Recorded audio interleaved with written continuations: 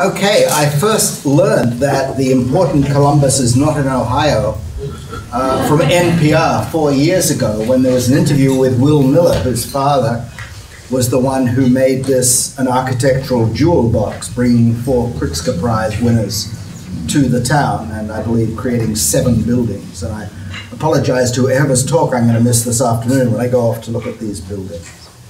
Anyway, the point is that I come here as a neuroscientist fascinated by architecture. And like my colleague David Kirsch, who will be your third speaker, I belong to something called the Academy of Neuroscience for Architecture, where we're trying to put together a conversation between architecture and neuroscience. What goes on when you experience architecture, when you design architecture, and I'm even interested in what would it mean to give a building a brain. But I was asked to talk about drawing, and I have nothing but an amateur knowledge of drawing. I don't draw in any particular way. So, you know, if you've got something else to do for the next 27 minutes, by all means feel free. But let's try. Now, I'm going to get this conversation going by looking at 2 pictures, one of which is Frank Gehry's sketch. And if you don't know what it is, you probably don't know what it is. But it's a very preliminary pass on the Guggenheim in Bilbao. And so an intriguing question is, what is the way in which drawing can serve, whether as an architect or anyone else, as a way of putting down ideas in literally very, very sketchy form, and yet this becomes a tool for their development? No, that's terrible. Can we, yeah, otherwise I'll go to sleep, you'll go to sleep. All right, so unfortunately, that's not the topic of my talk. But fortunately, later speakers are going to get into this notion of to what extent drawing can serve as a tool for the imagination. I want to base my story around this wonderful picture from the young Albrecht Dürer, Study of Three Hands, which introduces this topic of the hand into drawing. And I want to think about not the hand he is drawing as he looks at it, but the hand he is drawing with. And so it's, I suspect, not just a passive, here is this 2-dimensional image on one of my retinas, how do I capture its outline? But it links to a whole body of experience. I can run my hand over this hand. I can feel the contours. I can grasp it. I can rotate it. I can make the visual image part of a 3-dimensional interaction with the world. And so somehow, somewhere in our evolution, we made the transition from interacting with objects by touching them and using the hand to build a 3-dimensional representation of space, to being able to transfer from that touching and caressing and moving hand to the end of a piece of charcoal or ochre or a pencil or a pen, and capturing something of that enveloping of the object on a piece of paper or a cave wall. And so what I really want to do is step back into the neuroscience of how the eye helps the hand interact with the world, and use that as the grounding, not to give you new insights into drawing perhaps, but to lay a foundation that we can appeal to as the meeting goes on. So, to sort of put things in perspective, we've got drawing in the brain, and there are a few of you who know both drawing and the brain. And then I had wonderful conversations last night with people who know about drawing, and the brain is sort of a metaphorical thing. You know, oh, my brain was working so hard, but there's no neuroscience in there. And I'm sort of the other way around. I don't do much in the way of drawing, but I'm going to have an exception in a moment. But I do, I think, know a certain amount about the brain, which I will try to sample for you. So what I draw is not what things out there look like, but I draw diagrams to try and get a hold on what different parts of the brain are doing and how they interact. And I'm going to come back to these, but this is a third topic, which I'm sure we'll touch upon. Not drawing in the way of Dürer, capturing something in the world in a beautiful drawing, not drawing in the sense of Geary trying to formulate ideas for objects that will appear later in the world, but trying to capture relationships. So we've moved up a level of abstraction. Now, the title that was announced for this talk is How the Hand Helped the Brain Get Language, Implications for Drawing. And the more and more I read the abstracts by other people, I realized that talk wouldn't do. So those of you who are only here to hear that talk, my apologies, but it's all right, you can buy my book. So what I was going to talk about originally was a conversation, as it were, between the architect, Juhani Ballasmaa, and myself, in terms of Juhani is a brilliant Finnish architect, and in this book, The Thinking Hand, he talks about the way in which so much of an architect's knowledge is captured in the way the hand can sketch and draw and capture spatial structure or embody what it would be like to grasp a door handle and think therefore about the design of the door handle as you open the door and things of this kind.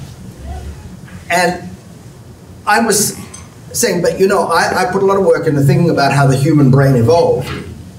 And I have a story about how hand actions become abstracted into meaningful gestures which ground eventually the evolution of words. And we actually know this is true on a developmental basis too, that kids can gesture as a basis of building their vocabulary. So I was going to talk about that story, and then at the end I was going to rather lamely say, okay, so Juhani and I argue about the value of drawing versus talking.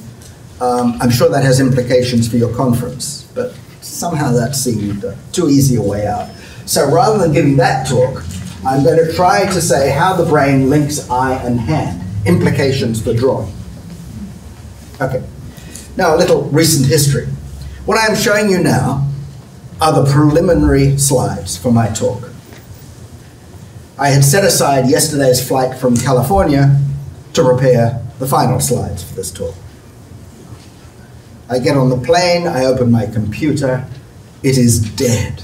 But it's all right, because the night before, I backed up everything onto the memory stick. And then I realized I've left the memory stick at home. So I get to Chicago, and inspiration strikes. I phone my wife, she finds the memory stick, I tell her how to find the file, and she emails. So here is the preliminary version of my talk. So if you don't like it, blame my battery or my motherboard or whatever. Okay, so this is the starting point for, now that we've got through the introduction, what I really want to say. So this is from a paper. I attended a talk in 1979 by Marc Généreux from Lyon in France, who's an expert on the linkage of action and perception and the way in which much perception is grounded in action.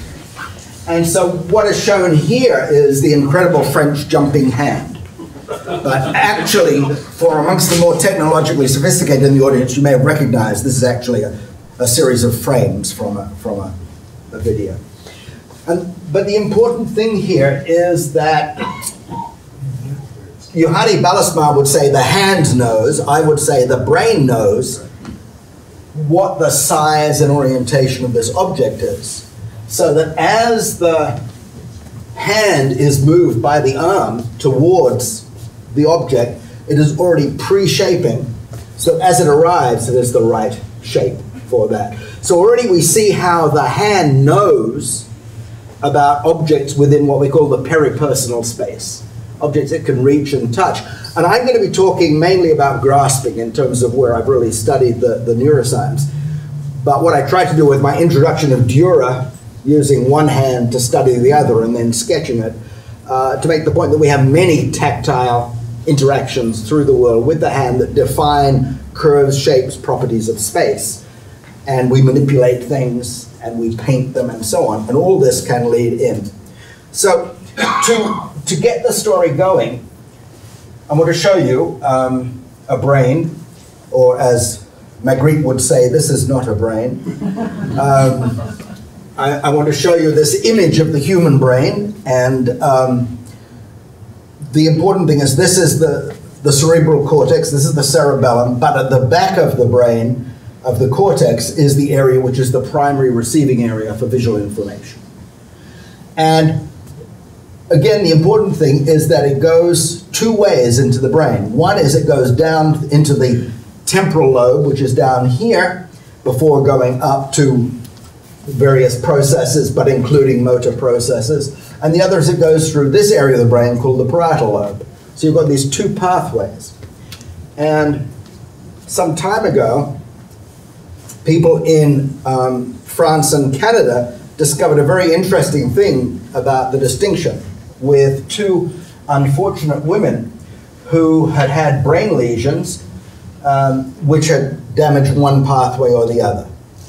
So let's take as the experimental situation or the clinical testing situation that we confront these women with a number of cylinders. Now, the important thing about cylinders is that there's no clue from being a cylinder to how big it is. So one patient, the patient with a lesion in the, what we call the ventral stream, the infratemporal stream, which is what Judy will be talking about. This patient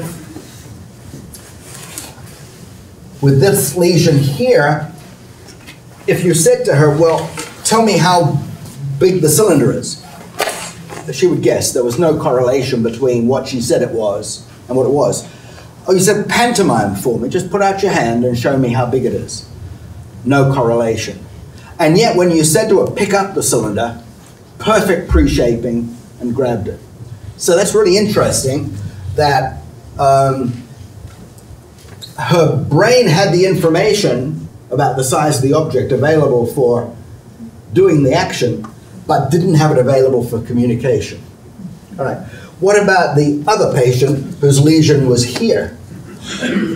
She could tell you how big it was, she could pantomime how big it was, but if you asked her to pick the cylinder up, her hand would be left totally open because she had no visual guidance for the hand as to how big the object was. And it's only when she touched it that the sense of touch could then be used to enfold and grasp the object. So I called this slide Dissecting Phenomenology. What did I mean by that? This is in some sense part of the conversation with Ballasma. That when we think about drawing or we think about architectural design, we can think about how we experience it, our being in the world, as it were. What the neuroscience tells us is that our conscious experience, well, it's real, but it's neurologically an illusion in the sense that it is blending all these different things. And so the question I pose is, maybe we can understand our drawing, our architecture more deeply if instead of working at the level of descriptive phenomenology, as it were, we build, if you were like, a neurophenomenology where we try to parse our different experiences into the various brain processes that underlie them, and maybe see what we can do to attach our designs, our drawings, our sketches, our buildings to those different pathways to maybe enhance experience. That's the thought.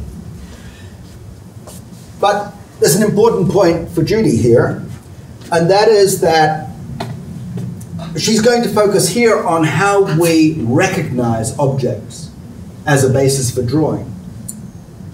And I'm going to say she has to extend that story to come up here, because if you recognize the properties of the object that you want to transfer to the page, somehow that information has to be coupled with here. So the basic story goes something like this, I think, that this pathway is the planning pathway. And so we have a computational model that addresses this. So first, just a little neurophysiology. This is now a monkey brain, and my colleague Hideo Sakata in Tokyo recorded from this little area. Don't worry about what it means, but it's in the parietal cortex. And when he placed electrodes there and had people look at objects, the response of the neurons was not in terms of what the object was, but its affordances. In other words, how would you grasp it, for example? So what is the size, the orientation of a patch of the object? Not how do those patches fit together? Where Whereas down here in the infratemporal cortex, other people, like Tanaka in Japan, for example, have recorded and shown that you're beginning to build object representations as you move down this pathway. And then my other colleague, Giacomo Rizzolatti, and his colleagues in Parma in Italy, placed their electrodes here in an area of premotor cortex. Again, the 5 doesn't matter, that's just an anatomical localizer. But there they found that the firing of the cells correlated with what the grasp was. So if the monkey was doing a precision pinch, then a neuron would fire, but not for a power grasp.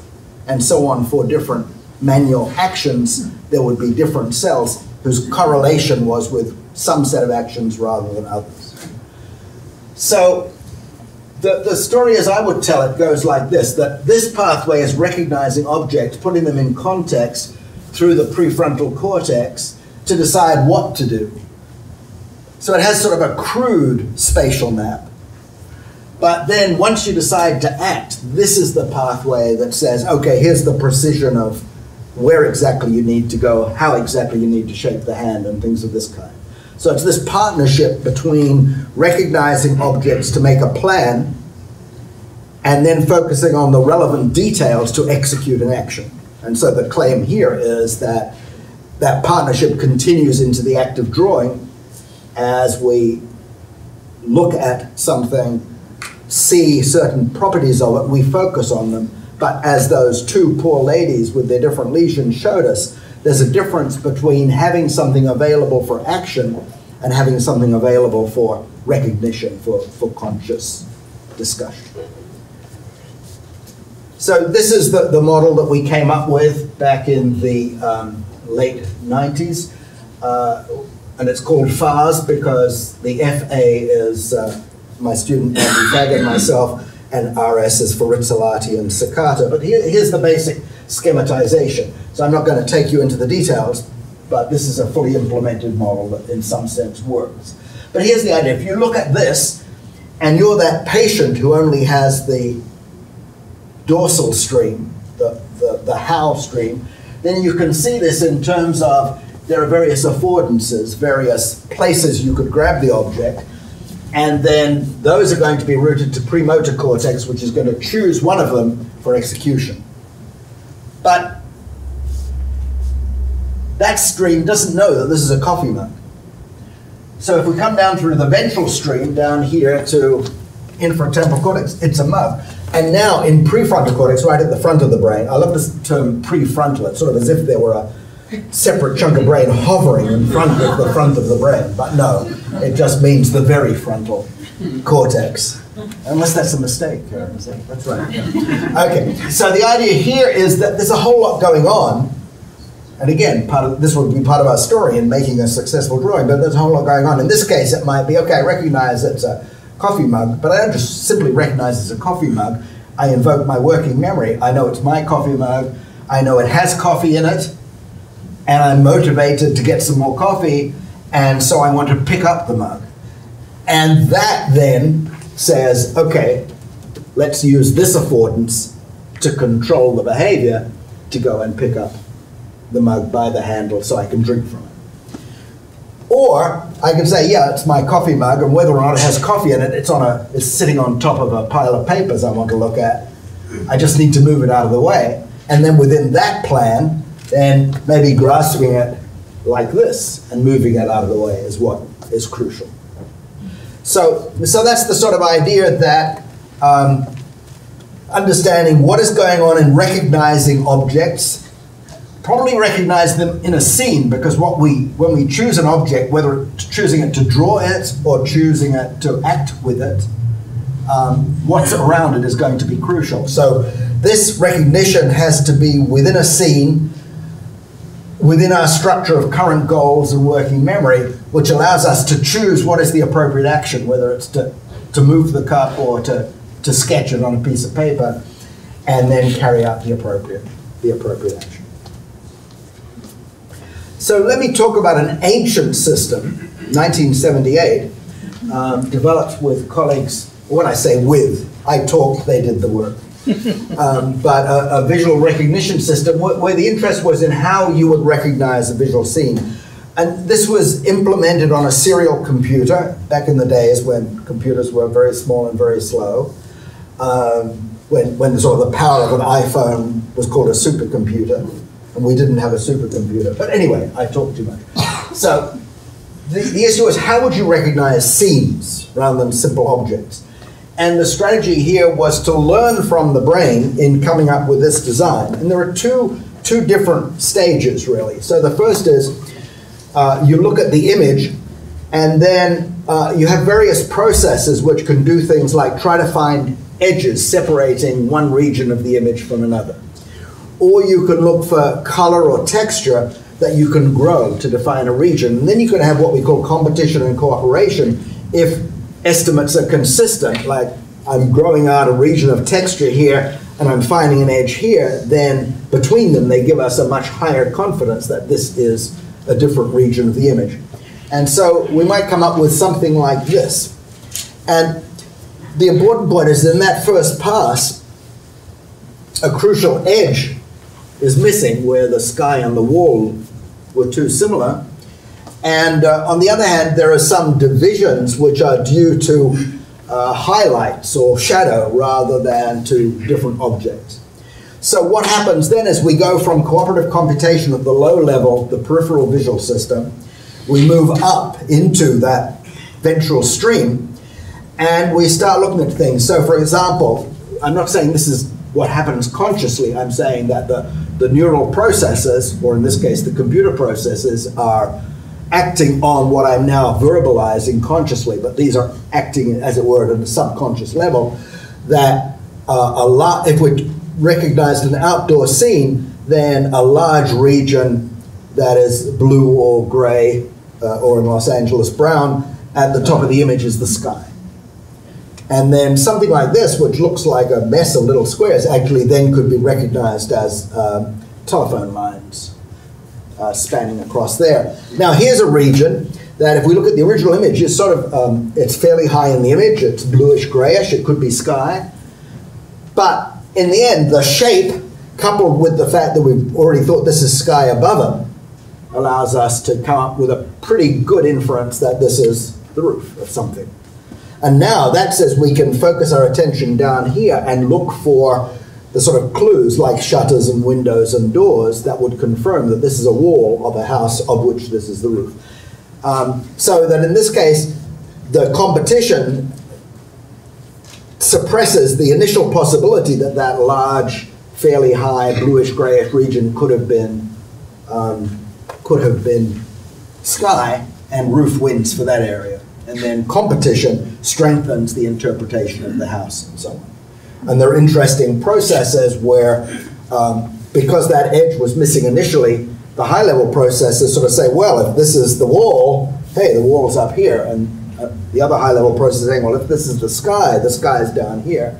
And then that's a contradiction, and then the system resolves that and eventually looks more carefully and finds a less defined edge. So that's just to give you some sense of the processes that we think of as going on in scene recognition. And what is perhaps interesting is that this level, getting to the segmentation, is a place where the model is highly defined by available neurophysiology, whereas this level is one where we've used our computational insight to suggest how parallel and distributed processing interactions of what we call perceptual schemas could converge through this competition and cooperation on an interpretation of the scene. And this is just to show you another diagram written by one of my college students where we're trying to get hold of, here is the knowledge of the schemas that say I know about how to recognize sky or roof or window or wall, but the scene schemas, the network of known interactions that give you context, that say if I see one thing, then that's a contextual clue. And if I see another thing, that's a negative clue. And there are slides that I won't use today, but it's sort of fun to analyze Magritte's paintings in terms of the way he makes the local information so well defined, you cannot fail to interpret locally what he wants you to see, so that you're stuck with the global contradiction, like the chateau in the Pyrenees, where you see this huge boulder with this mountain with a castle on top, and then you pull back to see the full thing, and it's a boulder falling into the waves. And that's the shock that Magritte wants to give you by exploiting places where you can't break the competition in any way that accords to your own reality. And so there may be another secret to follow through in terms of the art of drawing. I started with Albrecht Dürer and trying to draw what is there. And so this is the way in which one's understanding of those processes of drawing what is there can lead one to understand some of the processes, because you work locally to create a global effect, some of the processes that will allow you to create what is not there. Okay. Let me just go on with this two integrating path theory just a little bit. Praxis, the practical use of the hands. Apraxia then is some brain lesions will yield people who have some deficits. And one of the ways this has been studied is by looking at people's capacity to pantomime. And De Renzi, an Italian neurologist, found that some people had problems like you give them a toothbrush and say, pantomime for me what you do with this, they might end up brushing their hair or something like this. But you say, I'm going to move my hands in a strange way. I want you to repeat it, and they're able to move the hands in a way that repeats it. And so three neurologists in the States, Rothy, Ochiper, and Heilman, came up with a dual path theory, and this is the take on it. So if we follow down here, we say, well, this pathway sort of explains those patients who have lost the ability to sort of use the semantics to carry out their performance, but they can look at the structure of the input and sort of directly say, here is this gesture, and here is, which I see visually, and here is the gesture I make to capture that gesture. As distinct from this pathway where you look at the object or you look at the action, or you're asked to imagine the action coming in from the other system, and you think about it and you create that behavior in terms of your memory. I have a nice visual example. When my wife arrived in Australia, from Australia to the States, she had to go for a hearing test, and the nature of the test was they would say a word and she had to repeat it, and she failed the test. Why? Well, she was indignant. She said, I can hear perfectly. What are you talking about? So it turned out that every time they said brass and she said brass, she failed the test. She used the indirect pathway. Once she understood the problem, she retook the test and only used the direct pathway, doing her best to give an Australian imitation of an American accent, and her hearing was perfect. So as you know, I think many of you know, there are some what you might call drawing savants, autistic kids, who can draw what appear to be wonderful drawings. But in fact, they're doing this. They're able to sort of capture that contour or that bit of shading and just directly put it bit by bit on the paper in the right spatial relations. It's sort of photography. As distinct from taking it, reflecting on their own experience of the object and coming up with something that is the product of their experience rather than just the current contours. So I think, again, this is very interesting in terms of the integration of two pathways in the successful performance of the skill. So just reflecting on that last example of the person who has a pathway for making meaningless gestures and a pathway for making meaningful performances, this is, as it were, if I were going to develop this evolution of language story, I would emphasize this fact. We did not evolve to make meaningless gestures. So it's not as if somewhere a gene appeared and said, humans lack meaningless gestures. Let's select for this. This would be a great advantage. And so my hypothesis, a whole other story, is that part of the way we have become very skillful is that we can recognize a performance as being something like our own, and then recognize it as being different and being able to focus on what that difference is. So I'll call that a tweak. And so I suggest the direct pathway didn't evolve to act on its own and make meaningless gestures, but again, as part of an integrated thing. I'm doing something, but I want to modify it. So I have both the accumulated knowledge of the indirect path, and I have the ability to insert modifications of the direct path. And so there's a whole story about how that integration occurred. Now, this is the last slide I'm going to show you, because how's my time? We've got 5 minutes. Oh, perfect. So this is the last slide I will show you, and what I had mainly planned to do on the plane was go through my copious notes on the work of Peter Van Summers, but I want to just put this. William Newman is online. Does anybody need to know this?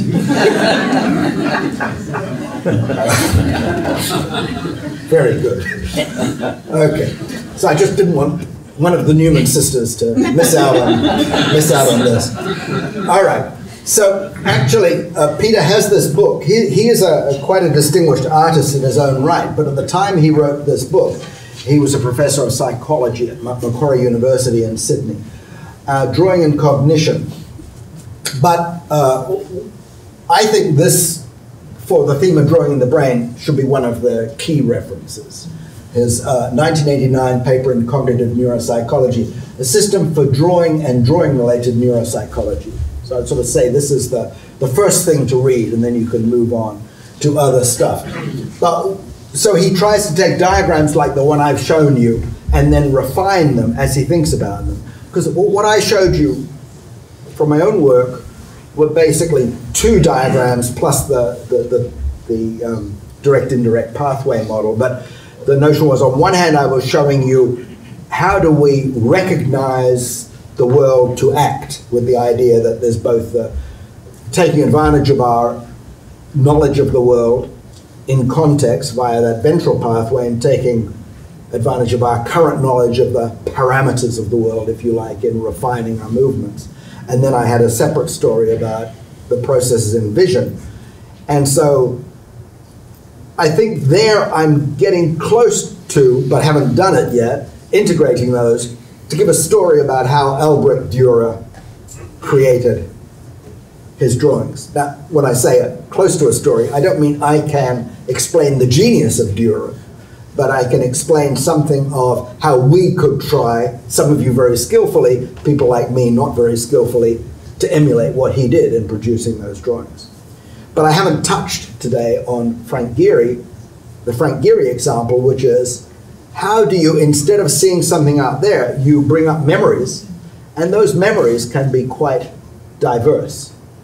And so, okay, let me just pop on and give you Peter Zumthor.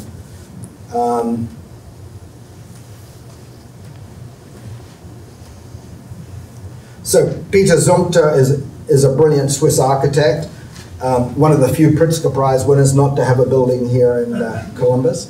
And so, for example, here are the baths in Valls that he created. And what is wonderful about this architecture is partly the way in which he takes that context of the valley and the mountains and places his building in there so that it is of that environment and allows you to appreciate the environment. But also the thermal baths. As you go from room to room, you have a visual experience. You, of course, have a thermal experience, the water in different rooms.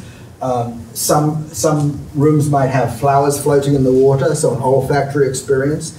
As you move from one room to another, there may be a heavy leather curtain that you push aside, so that that passage is enriched by tactile and motoric components.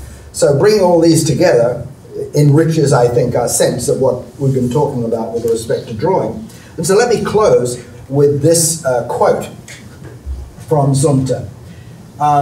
He has a little book called A Way of Looking at Things, and there are many quotes that I have from there that I I would use on other occasions. But let me just read this one. When I think about architecture, images come into my mind. When I design, I frequently find myself sinking into old, half-forgotten memories. Yet, at the same time, I know that all is new and that there is no direct reference to a form of work of architecture. So that's something I'm not sure that we understand very well yet. But this, looking at the memory system, not in terms of the subconscious memory of a skill, how do I skillfully move that tennis racket, or the explicit thing, oh, I remember I met you before, it was that conference where you got drunk, yeah. But rather in terms of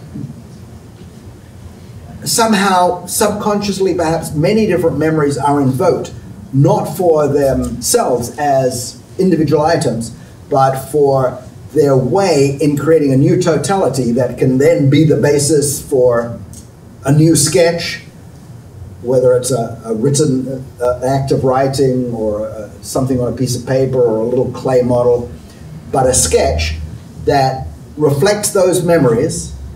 That's that indirect pathway, that ventral pathway in some way, but a ventral pathway driven by imagination and a composite imagination, not by what is there here and now, and yet brings in those elements, those motoric elements that are the result of that dorsal pathway able to look at the details. But in this case, it's not looking at the details out there, it's somehow bringing that blend of details invoked from memory and putting them out there. And then that becomes an external reality. And then in some way we get to the theory of tweaks. You know, that idea that I can recognize a performance and recognize that it differs from my performance. So in this case, it's I look at my performance on the page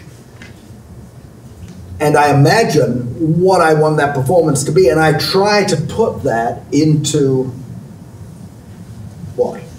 A new drawing, a new sketch, or more words, as I begin to move from that first expression of that melding of memories into something new and original and creative. Thank you very much.